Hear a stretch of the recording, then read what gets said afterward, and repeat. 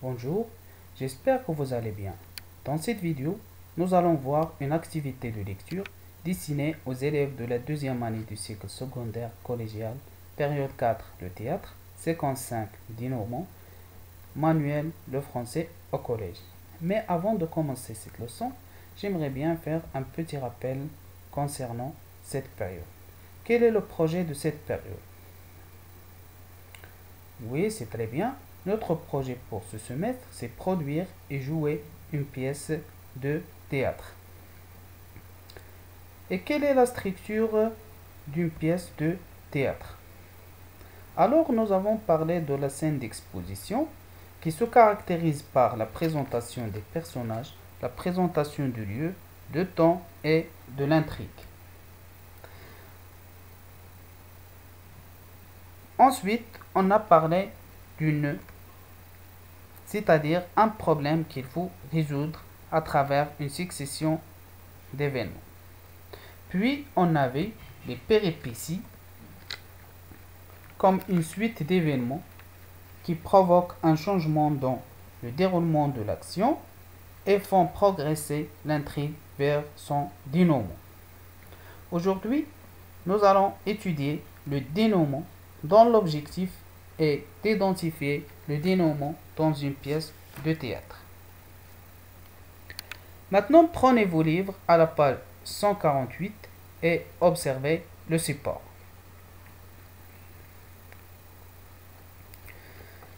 Quelles sont vos observations sur ce support? Oui, c'est très bien. J'observe un titre, une illustration ou bien une image, un texte, une source et le dramaturge. Que représente cette image ou bien cette illustration? Oui, bravo. Cette image représente un cadavre, une femme et des gardes. Quel est le titre de ce texte? Oui, c'est bien. Le titre de ce texte est l'intervention du messager. Quelle est la source de ce texte? Très bien. La source de ce texte est Antigone. Qui en est le dramaturge ou bien l'auteur? Oui, bravo. Le dramaturge de ce texte est Jean Anouilh. Quel est l'emplacement de cette scène dans la pièce? Très bien. L'emplacement de la scène dans la pièce, c'est la fin peut-être. Lisons maintenant le texte. L'intervention du messager. Le messager fait éruption criant la reine. Où est la reine? Le joueur. Que lui veux-tu? Qu'as-tu à lui apprendre? Le messager. Une terrible nouvelle. On venait de jeter Antigone dans son trou. On n'avait pas encore fini de rouler les derniers blocs du pierre lorsque Crayon et tout ce qui l'entoure entendent des plaintes qui sortent soudain du tombeau. Chacun se fait et écoute car ce n'est pas la voix d'Antigone. C'est une plainte nouvelle qui sort des profondeurs du trou. Tout regarde Crayon et lui qui a deviné le premier, lui qui sait déjà avant tous les autres, hurle soudain comme un fou. Enlevez les pierres, enlevez les pierres. Les esclaves se jettent sur les blocs entassés et parmi eux le roi Sion, dont les mains saignent. Les pierres bougent enfin et le plus mince se glisse dans l'ouverture. Antigone est au fond de la tombe, pendue au fil de sa ceinture, et aimant à genoux, qui la tient dans ses bras et gémit, le visage enfui dans sa robe. On bouge un bloc encore et Crayon peut enfin descendre. On voit ses cheveux blancs dans la tombe au bord du trou. Il essaie de relever Aimant. Elle le supplie. Aimant ne l'entend pas. Puis soudain, elle se dresse. Aimant regarde ce vieil homme tremblant à l'autre bout de la caverne et sans rien dire, il plonge l'épée dans le ventre et s'étend contre Antigone,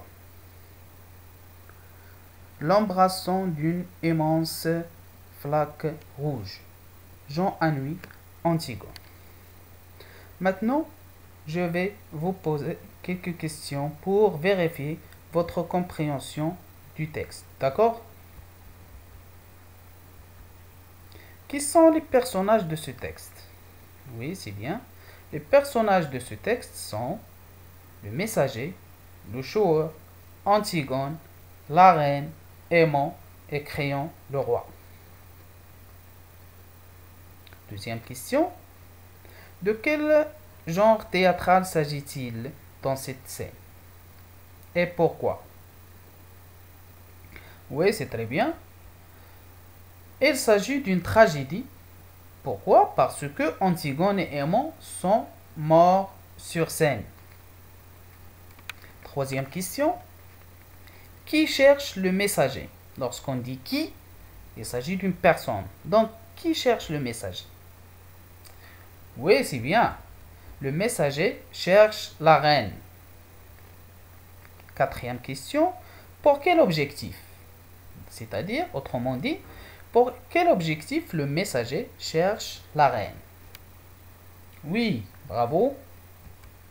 Le messager cherche la reine pour lui annoncer la mort de son fils Aimant. Cinquième question. Relève des textes une didascalie. Oui, c'est très bien.